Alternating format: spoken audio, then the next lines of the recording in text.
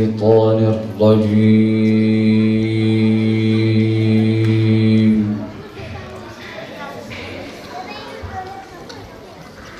بسم الله الرحمن الرحيم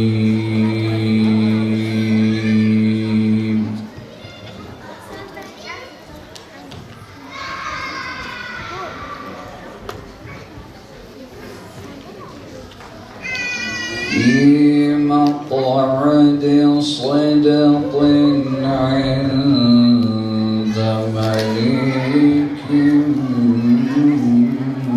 مقتدر.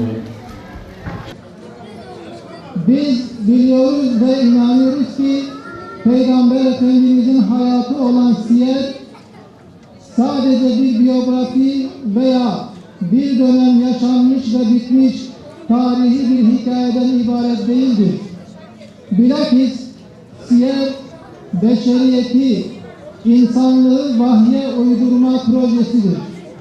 Mimarı Allah olan bu projenin mühendisi ve muallimi Hazreti Muhammed Aleyhisselam'dır.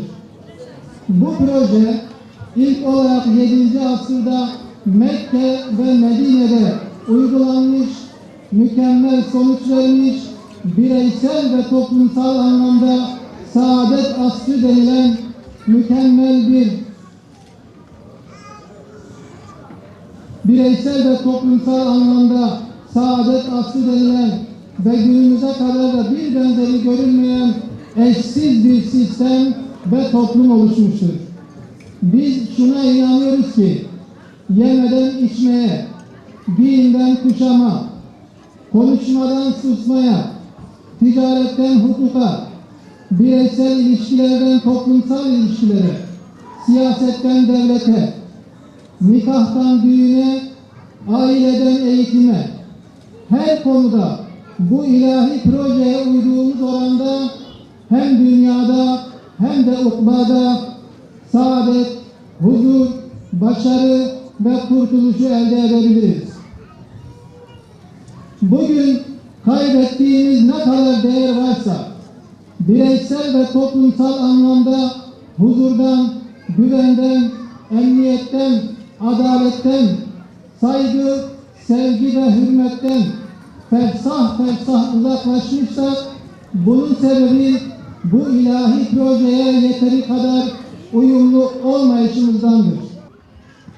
Muhterem kardeşler, evlilik fıtriydi. Yani sadece Hz. Muhammed Aleyhisselam'ın sünneti değildir nikah. Ta baştan beri Rabbimiz bizi yaratırken bunlar evlenecekler diye yarattı.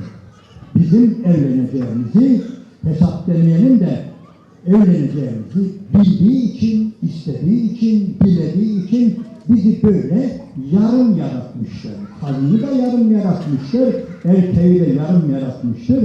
Birbirlerini tamamlayacaklar diye. Onun için yani zoraki ayetleri buralara getirmek değil de demin kardeşimizin okuduğu Rahman suresindeki "Ella tedagav fil mizan" buraya da giriyor. Yani bekar kalmak, evliliği reddetmek, evlilik dışı hayat yaşamak, yeryüzünün nizamını bozmaktır. Bunu böyle bilelim. Allah her şey böyle nizam üzere yaratmıştır. Mizan üzere yaratmıştır. Bunlara dikkat edelim. Biz eğer yuvamız varsa, evimiz varsa, eşimiz varsa, hocamız varsa, yavrularımız varsa, vallahi günümüzde en büyük silah budur. En büyük kale budur. En büyük kale budur. Bundan daha büyük bir hisar, bundan daha büyük bir kale düşünülemez. Kardeşler, abarttıklarına bakmayın. Avrupa yanıyor. Cayır cayır yanıyor. Yani bunu ben defalarca tabir ettim. Şu hem bugünkü papa hem daha önceki papa. Bu adamlar Avrupa'yı geziyorlar. Avrupa'da baş şehirlerde dua yapıyorlar. Toplantılar yapıyorlar. Bizim gibi mitingler yapıyorlar. Bu papaların konuşmalarını ben takip ediyorum bir kısmını. Yalvarıyorlar. Avrupalılara yalvarıyorlar. ne olur evlenin, yuva kurun, çoluk çocuk sahibi olun, bitti, tükendik diye. Yalvarıyor adamlar birbirlerine. Bitiyorlar, tükeniyorlar. Bize de bazı şeyler bulaşabilir, o ayrı bir olay.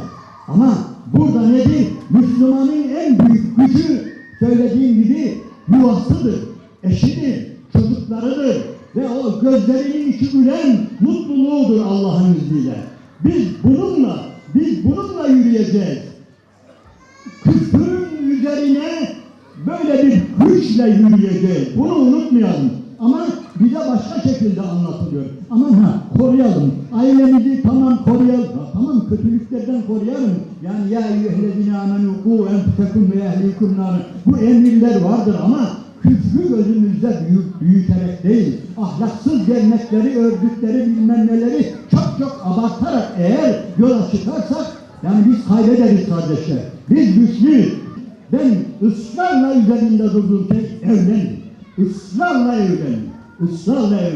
Kardeşler, bizler yani yanlış anlaşılmasın, böyle radikal Müslümanlarız, öyle değil mi? En sert Müslümanlarız biz Türkiye'de. Ona benzer bir tevhidi düşünceye sahip olan Müslümanlarız, öyle değil mi?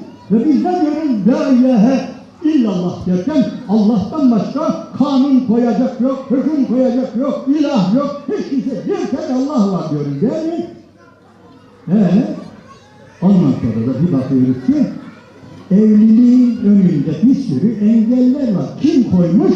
Allah mı koymuş? Allah mı demiş önce askerliğini yap da evlen diye? Allah mı demiş önce işini bul da, sermayeni bul da, bir tane ev al da ondan sonra evlen diye? Allah-u Teala mı demiş şunu okulu bitir de, fakülteyi bitir de, master'ı bitir de, bunu bitir de evlen diyen Allah-u Teala mı? Yok. Kim? Çevre, tağut, şu bu. Hani reddediyorduk ya, övülüyorduk ya biz Allah'tan başka bütün ilahları reddediyoruz demiştik ya. Aha bir sürü ilah, aha bir sürü kanun önüne yığmışlar, getirmişler. Bu olmadan olmazsa, bu olmadan evlenemem. Hele bir de yanlış anlamayın kardeşler, bacılar. Yani analarımız yanlış yapıyor ya. Annelerimiz öyle yapıyor ki, yani ne kadar telefon geliyor ya bana. Hocam evleneceğim ama kızın annesi neler istiyor neler. Hayret ederim. Kızın annesi bilmem ev istiyor, buzdolabı istiyor, şu kadar takı istiyor ve zavallı kızının yaşını geçirdikçe getiriyor, o da veremiyor. Yani kardeşler, bunlar bizim koyduğumuz kurallar değil. Allah-u Teala'nın koyduğu kurallar değil. Allah için nikahı kolaylaştırın. Bu beleşe getirmek değil, küçümsemek değil. Yani nedir? Allah için yuva kurmayı kolaylaştıralım. Devlet evlilikleri kolaylaştıracak. Bunu devletten talep edin. Devlete değil. Yani eğer iki genç evlenecekse devlet oraya hemen gelmelidir. Orada hazır bulunmalıdır. Ve devlet bunlara giden yolu kolaylaştırmalıdır. Yerine göre, yani üniversitelerde sadece yani bekar öğrenciler düşünülerek yurt yapılmamalıdır. Evli öğrenciler de düşünülerek, üniversitelerin yakınlarına veya belirli yerlere tam yani bir karı kocanın beraber olabileceği güzel küçük, yani 1+1 mi dersiniz ne derseniz, yani güzel evler yapılmalıdır. Kolaylaştırılmalıdır. Evlilik kolaylaştırılmalıdır. Evlenenlere gerçekten ciddi yardımlar yapılmalıdır. Çünkü bu ümmet kardeşler, gücünün önemli bir bölümü Müslümanca kuracağı yuvalardan alacaktır.